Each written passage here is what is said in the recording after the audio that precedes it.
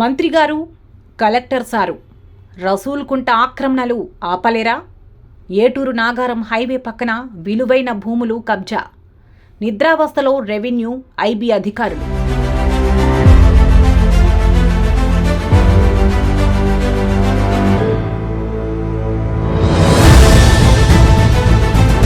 ములుగు జిల్లాలోని ఏటూరు Nagaram ITDA Y junction మధ్యలో highway పక్కన ఉన్న రసూల్కుంట భూములు అన్యాక్రాంతమవుతున్నాయి. 23.35 ఎకరాలలో రసూల్కుంట ఉన్నట్లు రెవెన్యూ రికార్డుల ప్రకారం ఉంది. దీనిలో 2.25 ఎకరాలను ప్రైవేటు వ్యక్తులు గతంలో ఆక్రమించినా అధికారులు మాత్రం ఏం చేయలేకపోయారు. ఇదే అదునుగా ఆక్రమణలు పెరిగిపోయాయి.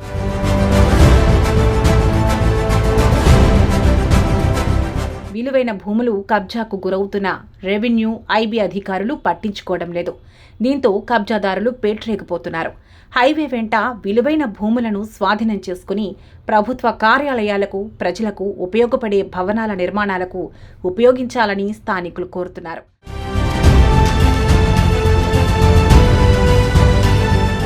హైదరాబాద్లోని చెరువులు, కుంటలలో అక్రమ నిర్మాణాలను సీఎం రేవంత్ రెడ్డి తొలగిస్తున్నట్లుగా ఏటూరు నాగారంలోనూ మంత్రి సీతక్క ప్రత్యేక చర్యలు తీసుకుని రక్షించాలని, జిల్లా కలెక్టర్ దీనిపై ప్రత్యేకంగా దృష్టి సారించాలని పలువురు కోరుతున్నారు.